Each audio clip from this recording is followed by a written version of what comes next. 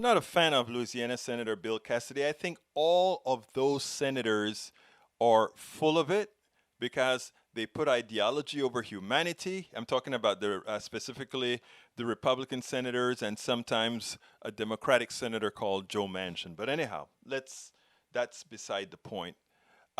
When you find one of them that really comes out and really throws Donald Trump under the bus, like Liz Cheney did, one of the few people strong enough to do so, ought to be commended. Check this out from Cassidy.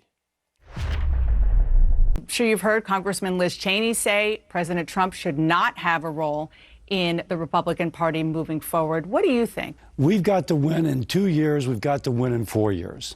If we do that, we'll do that by speaking to those issues that are important to the American people. And there's a lot of issues important to them right now, not by putting one person on a pedestal and making that one person our focal point. If we speak to those issues, to those families, to those individuals, we win. That's where our focus should be. It doesn't sound like the former president's influence is diminishing. You talked about putting him on a pedestal. He was literally, his face was in bronze at this CPAC event that's going on. Top Republicans are flying down to Mar-a-Lago to meet with him. My understanding is that the essence of his speech will be that he's not going anywhere. So can the GOP move forward in the direction you were just talking about with Trump still very much in the spotlight? First, CPAC is not the entirety of the Republican Party. That's number one. Number two, political organizations and campaigns are about winning. Over the last 4 years, we lost the House of Representatives, the Senate, and the presidency. That has not happened in a single 4 years under a president since Herbert Hoover. Now, if we plan to win in 2022 and 2024, we have to listen to the voters.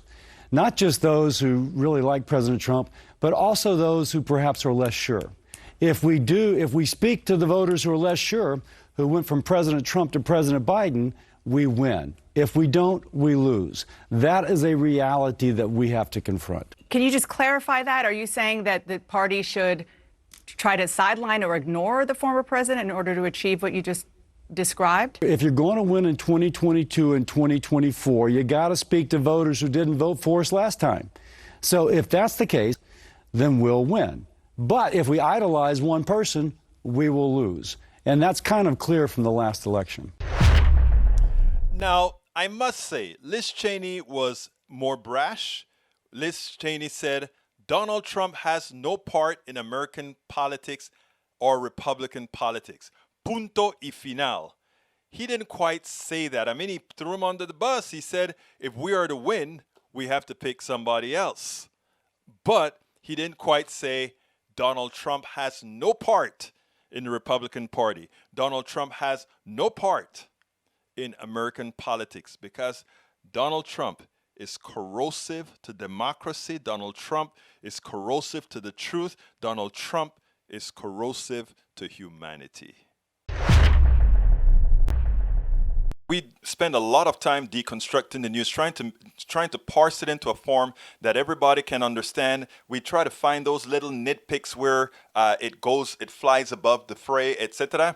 If you really like these videos that we do, I want to ask a big favor. Please go ahead, number one, subscribe to our channel, and number two, please join if you can. Thank you so kindly for watching. Keep watching. Please remember to share. We must populate the entire internet with our progressive message, a message that we know is what most Americans say that they want. So help us, please join.